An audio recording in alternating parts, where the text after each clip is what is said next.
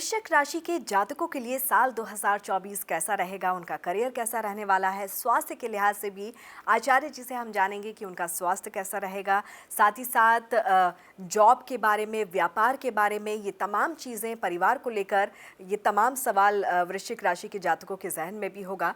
आचार्य जी, कैसा रहेगा वृश्चिक राशि के जातकों के लिए आने वाला साल? जी, जी। जैसे कि काल पुरुष की 8वें नंबर की राशि है और कहते हैं कि मेष वृश्चिक कयोर भौमा। मेष और वृश्चिक का अधिपति जो है वो भौम है, यानी मंगल है। मेष राशि का और वृश्चिक राशि का स्वामी होता है। मकर में ये उच्च का होता है और कर्क राशि में ये नीच का होता है। तो ऐसा इसकी स्थिति है। कुछ बेसिक बातें मैं साल की बता दूं, जैसे कि 2081 संवत कालयुक्त नामक है और ये जो पूजन पाठ में कहीं कहाँ जो है पिंगल नाम से प्रयोग किया जाएगा।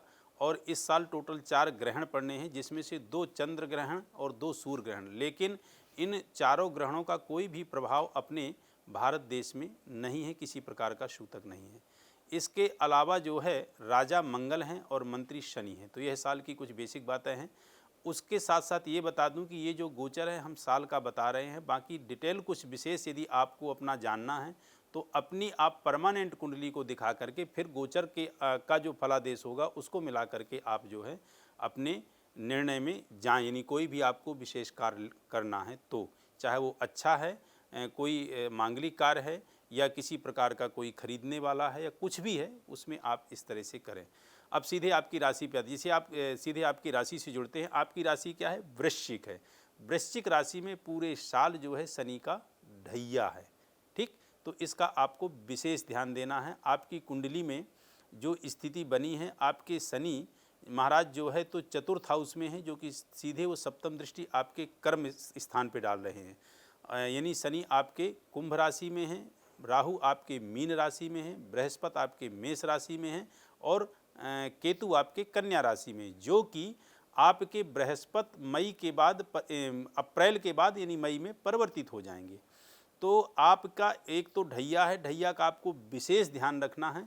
और मैं तो ये कहूँगा कि ढैया है तो आप सीधे भगवान शिव से जुड़ जाइए, सीधे आप जो है भगवान हनुमान जी से जुड़ जाइए, उससे आपको बहुत राहत मिलेगी। अब आपके फलादेश में आते हैं।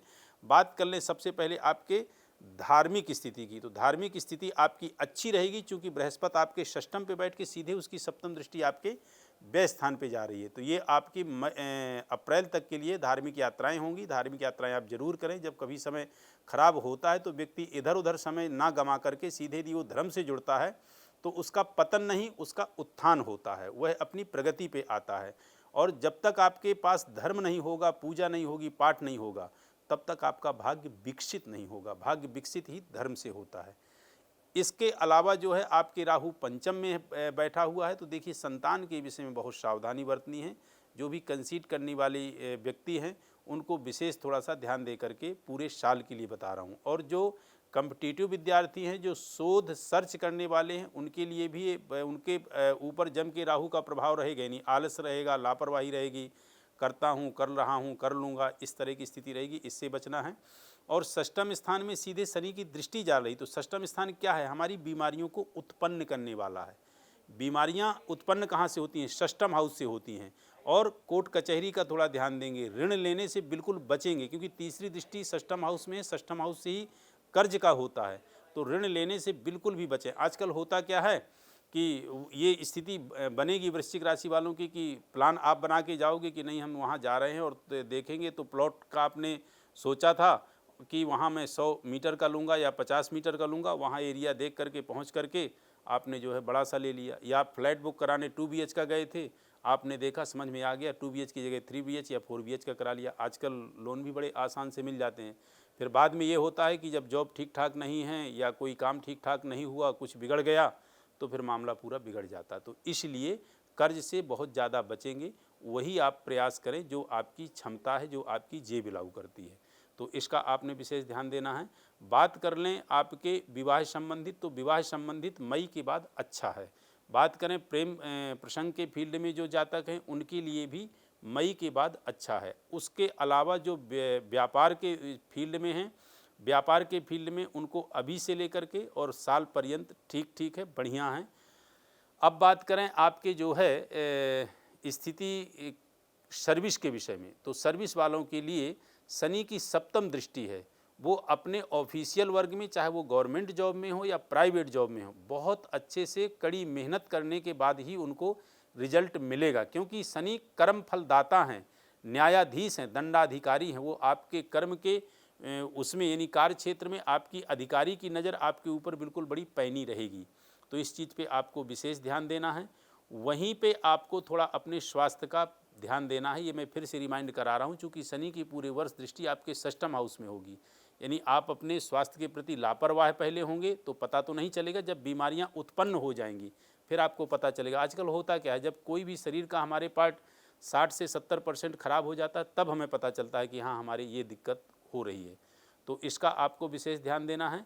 शनि की जो ढैया है तो हो सके तुला दान कीजिएगा। शरीर के वजन के बराबर अन्न का दान कोई ब्राह्मण ले ले तो प्रयास कीजिएगा। हालांकि ब्राह्मण शनि का दान लेते तो नहीं हैं, नहीं यदि वो लेते हैं तो गौशाला में जा कर के आप जो है दान दीजिएगा। शरीर के वजन के बराबर अन्न का दान, और उसमें ये आप जो है 5-7 चीज़ें और दें तो अच्छा रहेगा। और हाँ, ये ध्यान रखिएगा कि कब देना है। देना आपको तब है जिस शनिवार के दिन सर्वार सिद्धि योग हो, या जिस शनिवार के दिन शनैश्चरी अमावस्या हो या शनि जयंती हो, तो उस दिन आप संकल्पित दान करेंगे।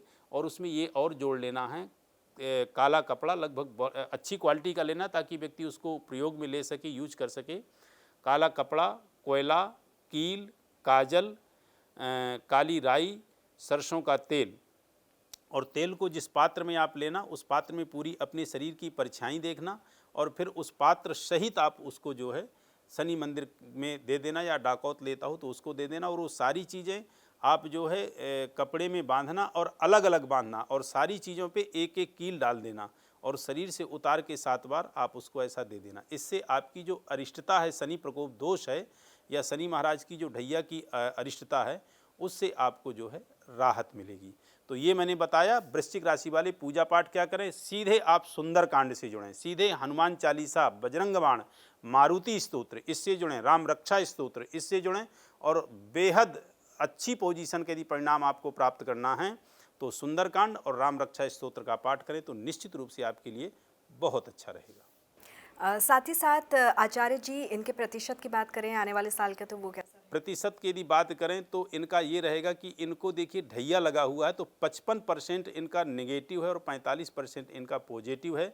और 45% जो इनका पॉजिटिव है, इसी प्रकार 55% नेगेटिव से यदि इनको बचना है तो सीधे सीधे ये भगवान शिव, भगवान हनुमान लला और भगवान राम से जुड़ें, निश्चित रूप से इनके जीवन में शुभता आएगी।